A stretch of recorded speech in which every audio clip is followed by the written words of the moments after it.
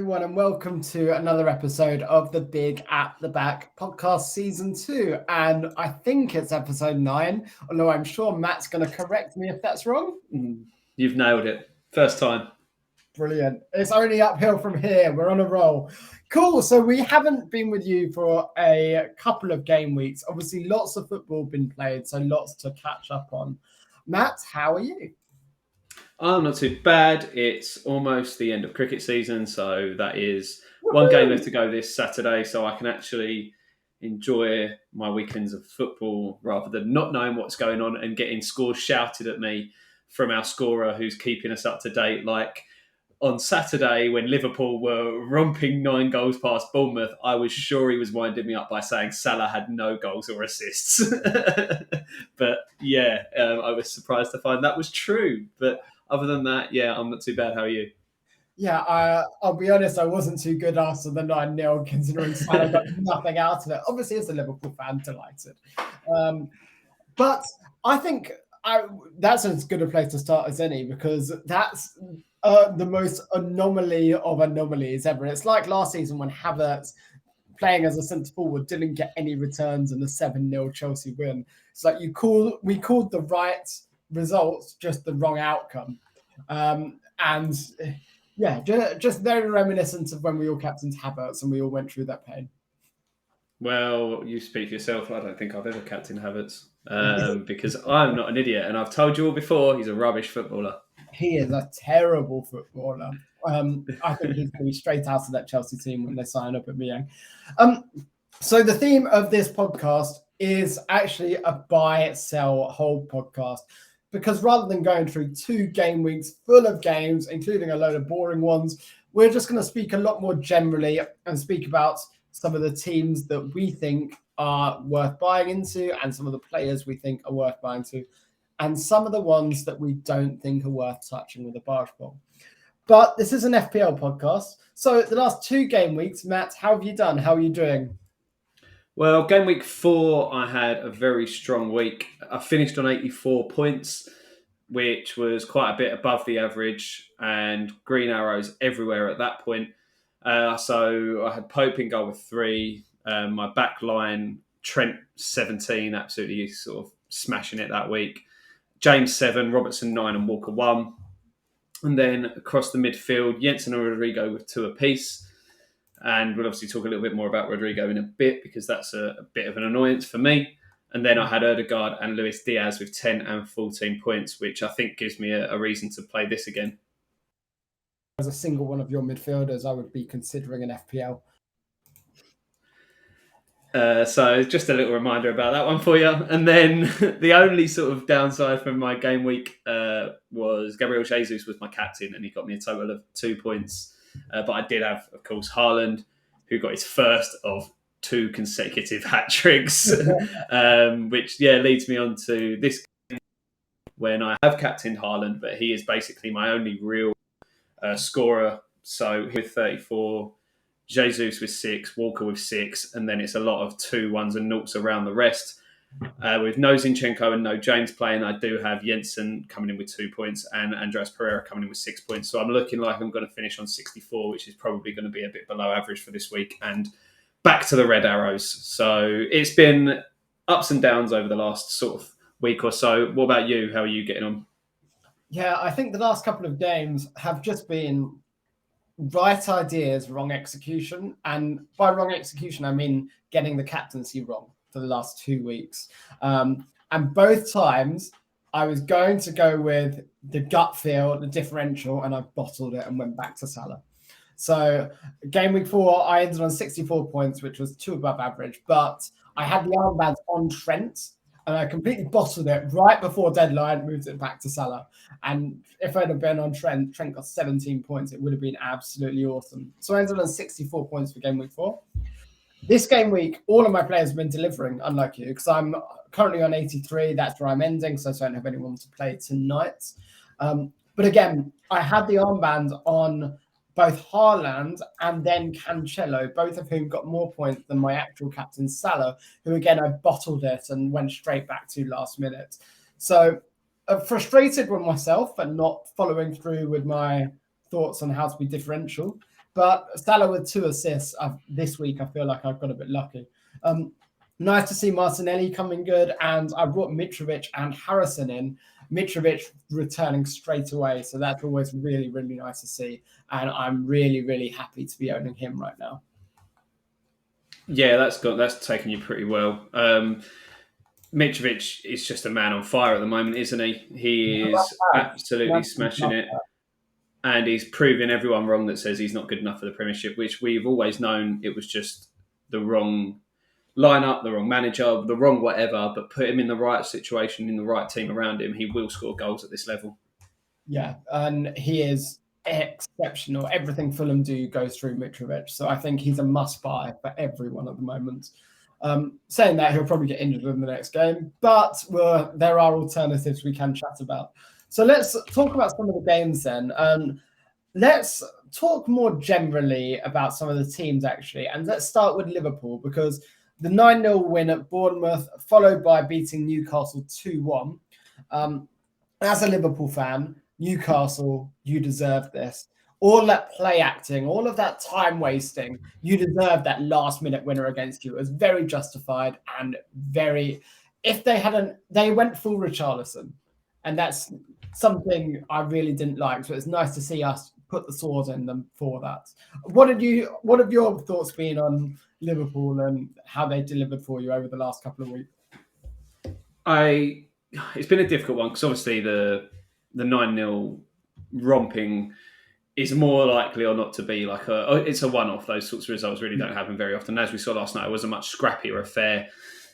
But Newcastle are a good side, and we've seen that this season. So, and Liverpool do have some good fixtures coming up. But I've already taken the move. I've scrapped Robertson now. I feel like having both Trent and Robertson just hasn't paid off in this early part of the season, other than that Bournemouth game. So I've moved him out and brought Cancelo in because he seems the obvious choice at the moment. And I think I've been lucky really with having Diaz. I know Salah's probably still got a few more points than him this season, but I think the price difference is massive, and it's allowing me to sort of invest elsewhere in the squad. We've both talked about this. We're probably going to be wildcard in a couple of weeks anyway, but I might look to bring Salah in then. It's really up in the air for me.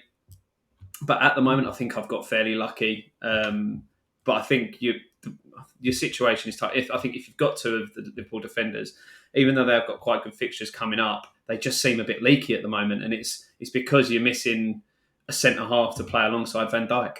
Yeah, and Joe Gomez just isn't recapturing form.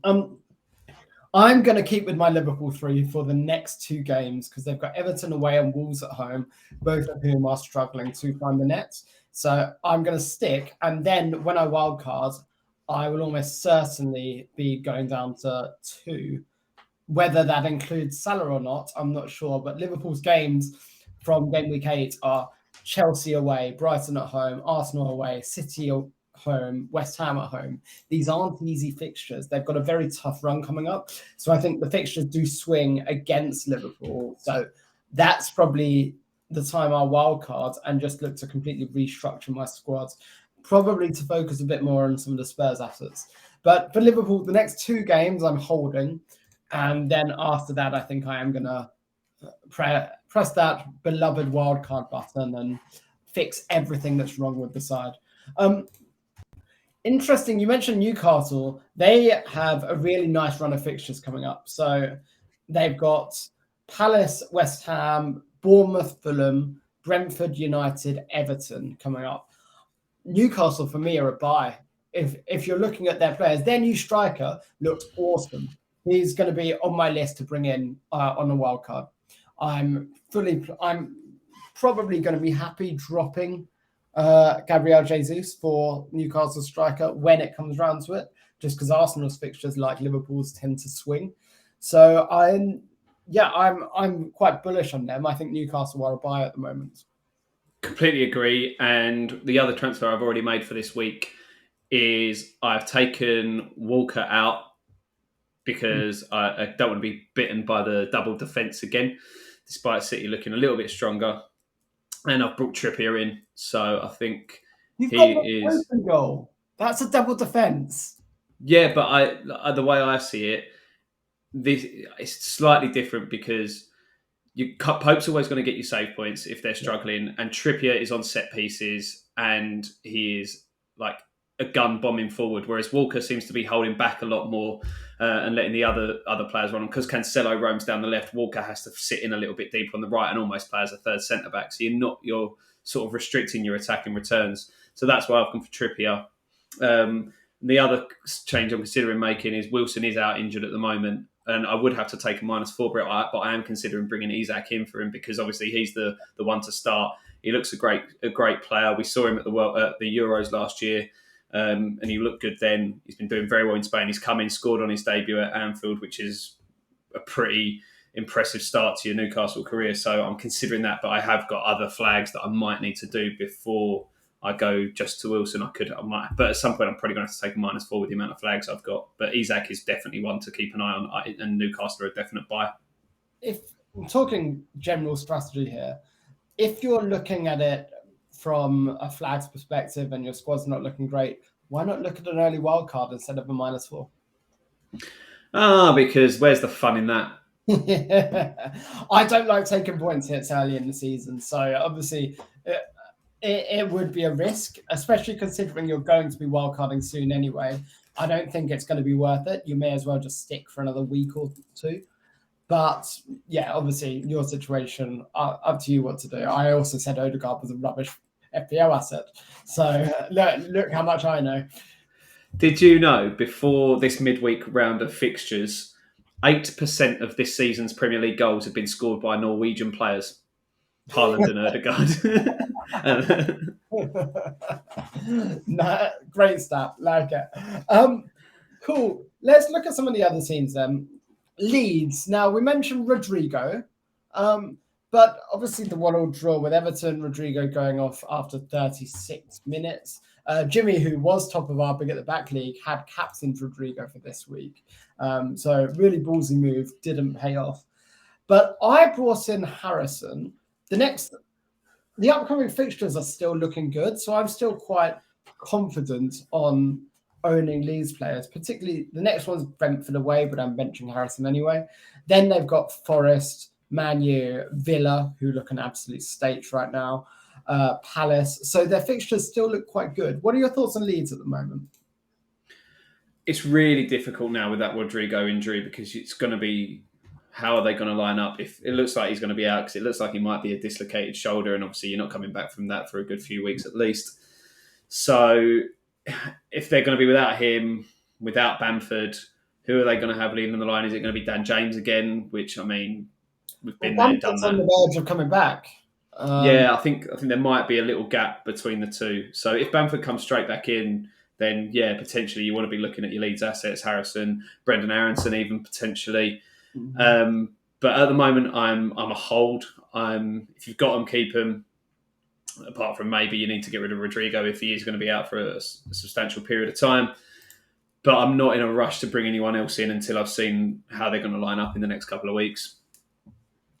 Yeah, that's fair enough. I think Leeds are a bit of a hold at the moment just because of the fixtures, but maybe be a bit more considerate if you're looking at buying them. A team we're all invested in that no one particularly is enjoying being invested in at the moment is Chelsea. So it was very typical Reece James to just vanish and become ill right before the deadline. Cucurella coming in with 6 points over the last 2 games and not great for a Chelsea defender really. But they've got West Ham and Fulham the next 2. Then it's Liverpool. But after that, the fixtures look good. So it's Palace, Wolves, Villa, Brentford. They're about to get a Aubameyang in, potentially a really good option as forwards as well. So I think there's something to be said for Chelsea, but for me, it's going to be a wait and see how these next few games before the wild card goes. I wouldn't be looking to transfer anyone in immediately. No, same for me as well here. I think they looked very sluggish against Southampton on Tuesday night. And went ahead and still managed to throw the game away. Reece James getting lucky. I feel like we're getting a bit lucky with James at the moment. He is picking up some attacking returns, but obviously he was out ill, so he's missed that game. In the games before that, it's 1 or 7. So it's like there's no real in between. They're not keeping clean sheets. West Ham this weekend will be probably a tougher test than it was if you'd have asked me a week ago, because West Ham have picked up a win over Villa and a draw against Spurs and look a lot better. So it's a big hold from me. Aubameyang could come in, but he's going to have to do a lot of convincing for me, because his time at the end of his spell at Arsenal was very underwhelming. He's been good at Barcelona, though. It's worth noting he's been very good when playing for Barcelona. So, I think there's something there, but yeah, I think maybe a wait and see for Aubameyang. Now, defensively, you mentioned obviously we feel like we've been lucky with James, especially as he's been playing in a right centre-back role. Perhaps now they've signed Fofana, that pushes James out to right wing-back. So we could be about to see revitalised Reece James. From game week 9, I think we should definitely be targeting to bring Reece James in, but not before that, I would say. Yeah, I think I agree. And am I right in saying Callum Hudson-Odoi's gone out on loan? Has that happened? He has, yeah, to Leverkusen, I think. Yeah, I think so. So that obviously indicates, because he was the one that was filling in at right wing-back when James was in the right centre-back position.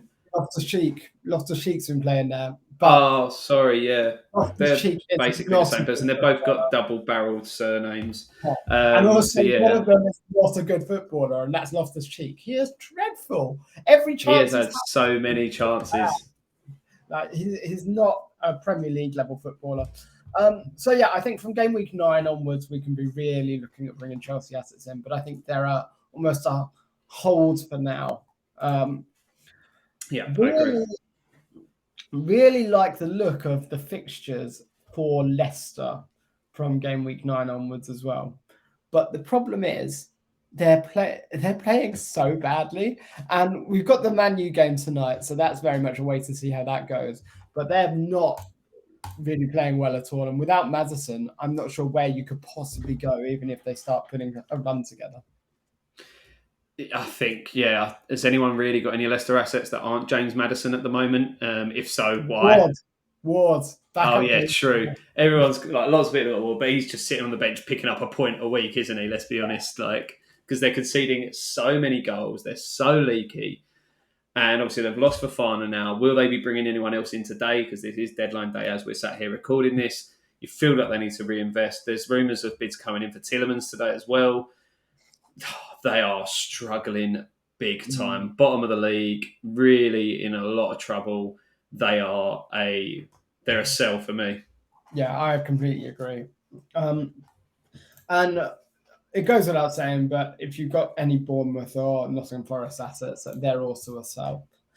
Talk to me about Fulham and what your thoughts are on Fulham at the moment, because the next couple of games are tough, with Tottenham away and Chelsea at home. Then the fixtures turn and get easier for them. Now, I've got Mitrovic because I think he scores against both Tottenham and Chelsea, the way they're playing. Andreas, I think a lot of us have. He's doing well. But I can really see myself starting Andreas in my team every week from game week 8 onwards, really. So from a Fulham perspective, is there anyone else you're looking at, or are they just the key two we should be considering, really?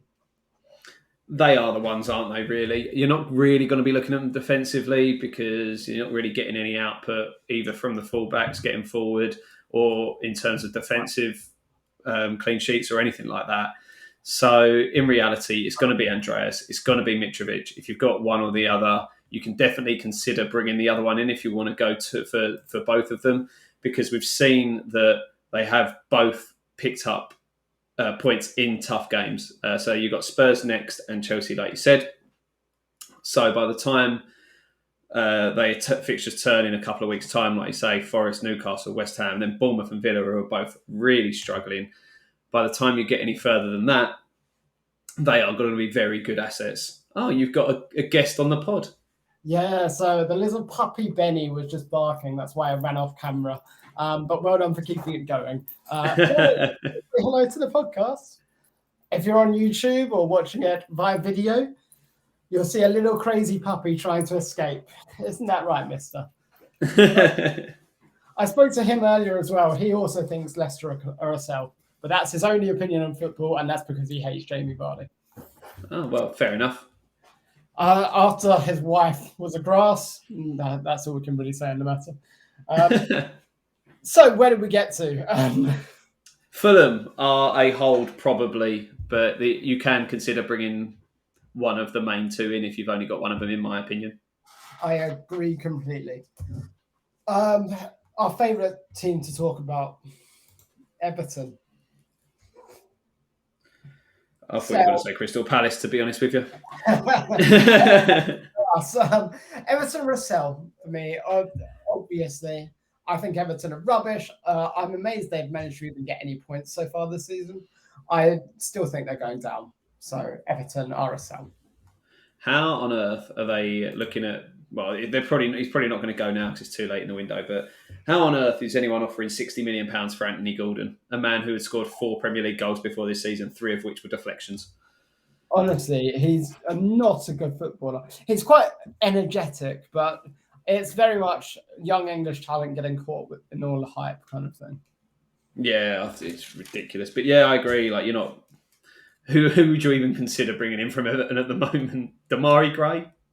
Possibly. Demarai Gray is doing everything for the Everton side. You feel really bad for him because everyone likes Demarai Gray, but there's just the obvious problem that they just don't have anyone you'd want to bring in.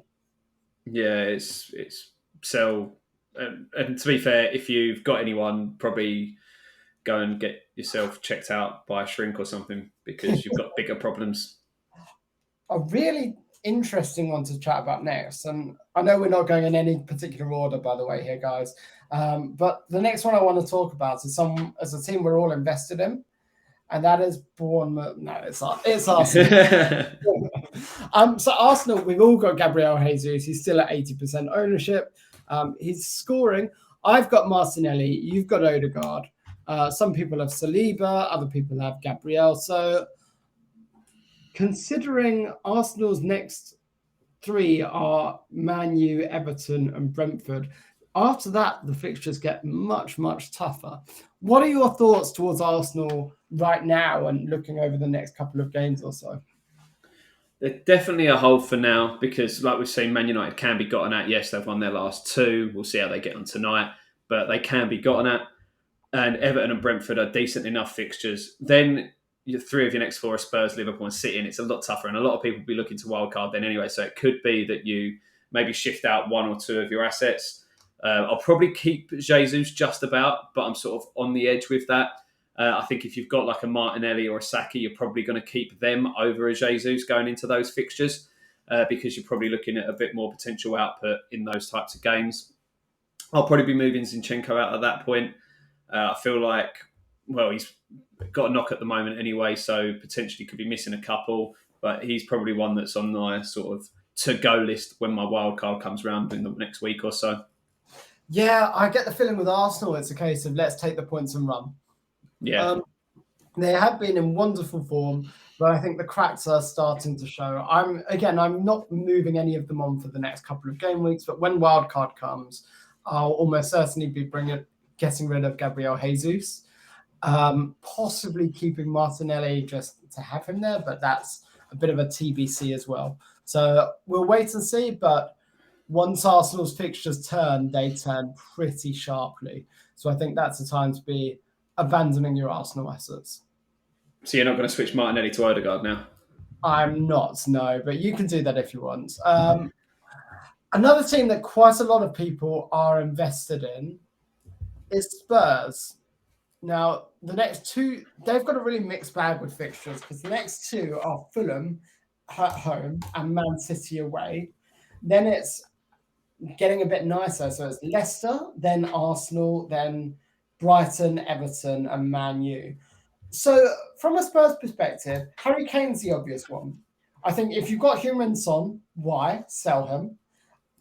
Because he probably won't even be starting every game. Richarlison's done enough to earn a chance. But I think Harry Kane is a hold. Potentially, actually, let's talk about Harry Kane for a moment. What are your thoughts on him? Because a lot of people are making the choice between him and Haaland.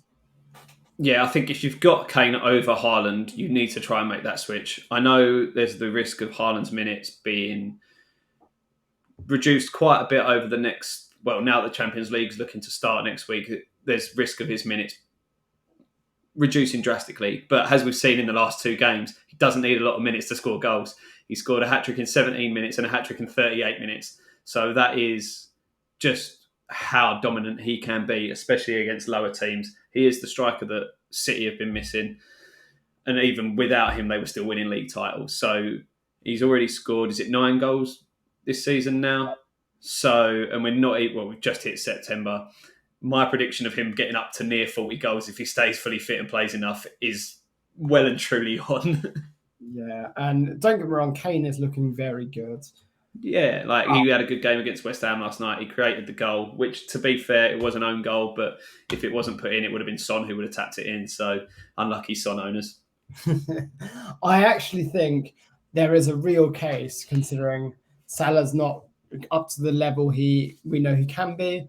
I think there's a case for just going heavy up top. So Kane, Haaland, and Jesus, and no premium midfielders whatsoever.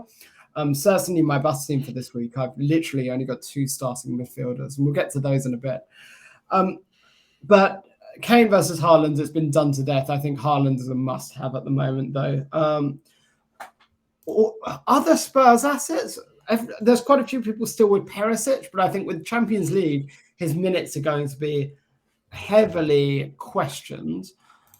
Perhaps there is value on some of the other assets. So Kulusevski, since game week 1, hasn't really shown what he's all about, but we know he can spring into life. And then there's something to be said for that right back spot, because Emerson Royale looks to have it nailed down. So what are your thoughts around Spurs at the moment? Yeah, at the other end of the pitch, it's a hold for me. I'd be waiting and see what they look like they're doing in these Champions League games. And once you've had maybe a round or 2 of Champions League matches, you can start to get a good idea of who's going to be playing Premier League and who's going to be playing Champions League. So if you've got them, hold them. If you're looking to move on to them, I'd wait a little while until you know exactly how they're going to be lining up. Yeah, which is fair enough. Just as we intend to hit a wild card, the fixtures turn for your beloved West Ham. So their next 2, you're not going near them because it's Chelsea and Newcastle. But after that, it's Everton, Wolves, Fulham, Southampton, all in a row. If there's ever a period you want to bring in Jared Bowen, I'd suggest it's that period. So he's likely to be there on my wild card, I would say. What are your thoughts? So that you obviously watch him a lot closer than I do. I would be holding off Bowen at the moment. He looks a long way off discovering his form of last season. Having said that, if you're ever going to bring him in, here's the time. He's obviously dropped in price since the start of the season, so you can get him a little bit cheaper. If he has a couple of returns, that price will start to creep up again.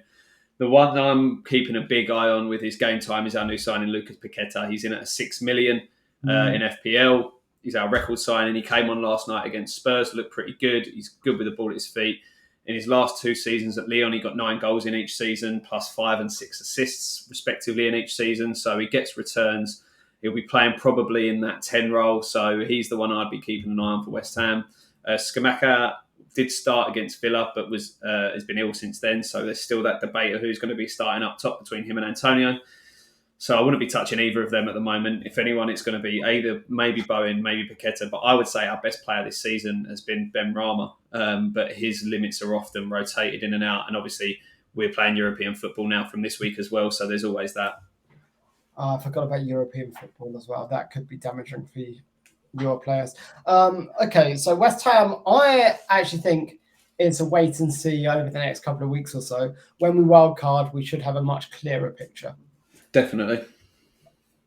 Southampton have good fixtures over the next 4. They're just so boring, though. I'm sorry. I'm sure there are Southampton fans, like both of you in the world, but they're just a very, very boring team to watch and talk about. And yeah, you've just beaten Chelsea, but this is a Chelsea side completely out of sorts. I just don't see anyone from Southampton I will enjoy owning from an FPL standpoint. Same here for me. I just can't see. There's no consistency with any of their returns either. So I just think they're ones that you just leave them well alone. Yeah, I mean, a team that still have good fixtures is Brentford, that we still haven't spoken about enough. What are your thoughts on Brentford? Because you've got who have you got? Jensen. Jensen, that's the one, and I've got Josh De Silva. So where are you standing with Jensen at the moment? Like you say, the fixtures are pretty decent coming up. Leeds, Southampton, and Bournemouth, 3 of their next 5.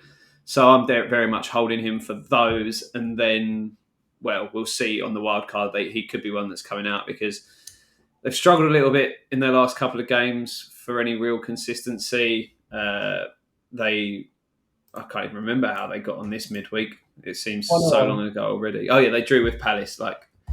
Palace have been in fairly decent form, to be fair. So that's one that you can probably understand. And then they drew 1-1 with Everton as well the week before at the weekend. So yeah, they seem to have fallen away a little bit. Thomas Frankie's a good coach, though. He will get them back to their best soon enough, I reckon.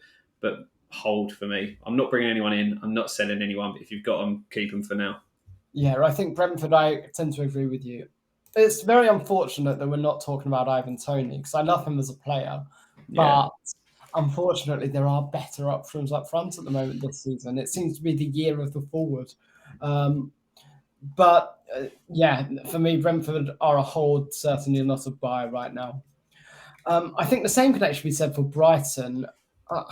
I know Pascal Gross has done well. And I know he's been on a bit of form, but we've seen this before, and there's no way he continues that for another 10 weeks. I think you maybe hold him for a little bit further, but then you should be looking to sell. Defensively, Brighton are definitely to be considered. Veltman, Dunk, Sanchez, all very good FPL options. But going forward, I can't see anyone there right now for Brighton.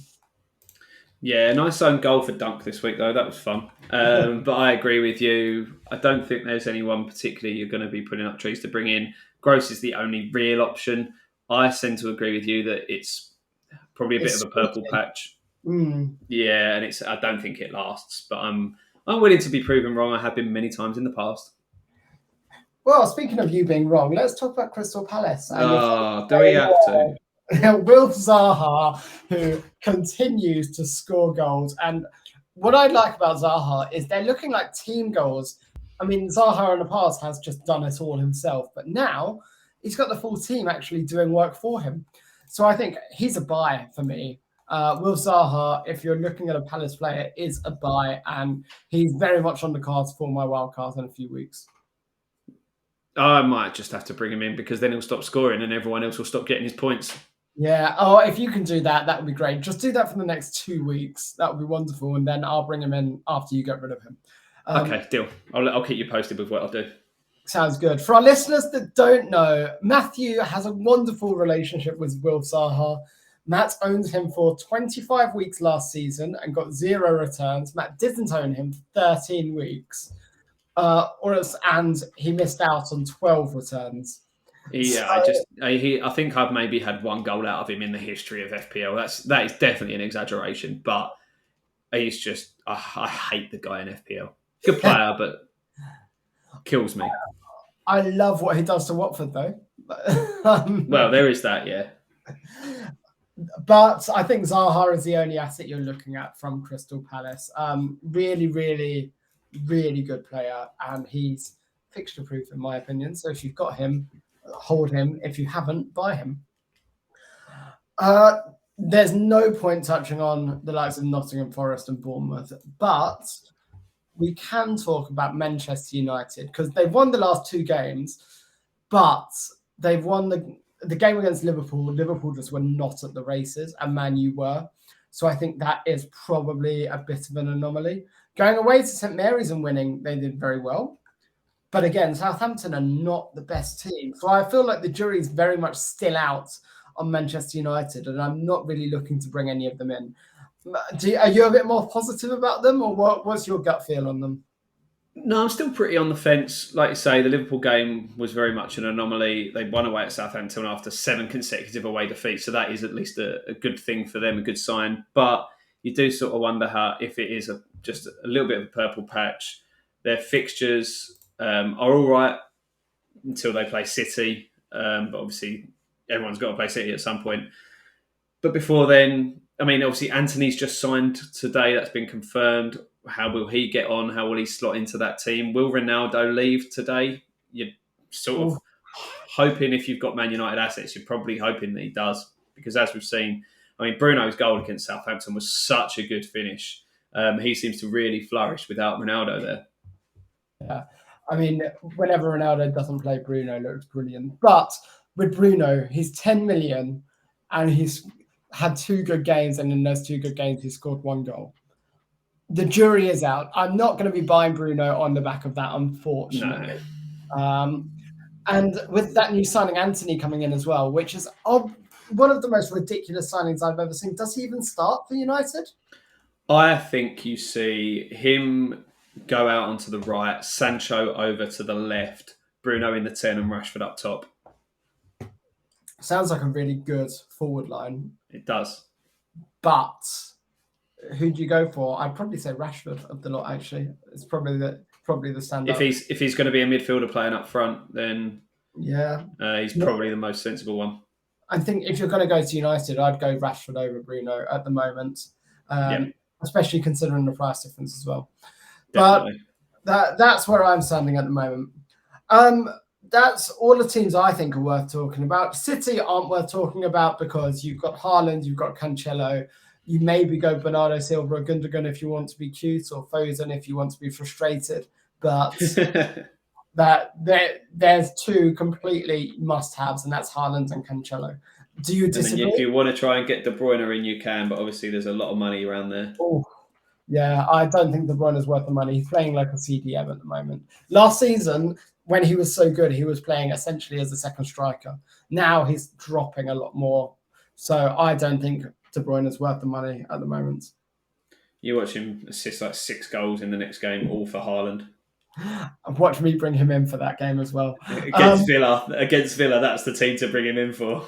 Oh, goodness me. Aston Villa, just again, shoddy mess of a club at the moment. Gerrard's got to go soon, surely. But let's look at our bus teams then. What are you setting out for the weekend, and what's your thought process behind it? Mine is difficult at the moment with the amount of flags I've got, but it's currently starting with Pope in goal, a back 5 of Trent, Cancelo, Trippier, James and Zinchenko. James and Zinchenko both flagged at the moment. James is obviously with an illness, so hopefully he recovers in time. Zinchenko's looking a little bit less likely. Midfield 3 of Andreas, Ødegaard and Luis Diaz, which is another one with Ødegaard with being flagged. Potentially might end up coming out, but we'll see what happens there. And then my front 2 at the moment are Haaland and Jesus, with the armband still on Haaland, because I just feel like, although again, there's always a worry with his minutes, but Alvarez played a full 90 yesterday, so hopefully that means Haaland is more likely to start, because I think he played about 65. And that leaves my bench as Ward, Jensen, Rodrigo and Wilson. So Rodrigo and Wilson are both flagged as well. So that's where I've got 5 flagged players at the moment, which is why I might take a -4. Could you just wildcard? Nah, I don't want to. Fair enough. Want to wait until the fixtures turn. Yeah, fair enough. Well, like you, I've got Pope in goal, and I've got Trent and Cancelo at the back. I've got Robertson, and I'm not dropping him before Everton. And Cucurella and Nico Williams in my bus team at the moment. Then I've only got 2 starting in midfield, which is Salah and Martinelli. Then up front, I've got Haaland with the armband on, Gabriel Jesus and Alexander Mitrovic. So I'm going for light in midfield. My bench at the moment is Josh Da Silva, Jack Harrison and Andreas Pereira, all of whom could be starting, but Nico Williams against Bournemouth at home, if he's ever going to keep a clean sheet, that's the fixture. This is their chance, yeah. And he's on for attack and returns as well when Forest go forward. So I think if there's a time you're ever going to start Nico Williams, it's now. So that's why I've got him playing ahead of the 3 midfielders. Yeah, that sounds like a good team to me. I wish I was in your position with not having 5 flagged players. You mean to say that Martinelli might have been a better choice than Ødegaard? I'm not putting words in your mouth, but I don't think I said that. I think that's what it sounded like, and maybe our listeners can tell us otherwise. Nope. Cool. So looking at next week, then I'm away in San Francisco for work, but we should still be able to get a podcast out. If there's any questions or anyone wants advice on their team, our advice is terrible. So come and tweet us. We can be found on Twitter at Big at the Back. Yeah, and you can find myself at Higgins92 and Tom is at TomMadden92. Don't forget to like and subscribe and hit that notification bell if you're on YouTube, or if you're on any of the regular podcast platforms, you can subscribe there. Leave us a rating if you want. And yeah, get in touch. Give us your feedback. Let us know what you think. And let us know how you're lining up and what you're thinking of wildcarding as well. Exciting stuff. We're getting into the meat of it now, guys. Good luck for the weekend.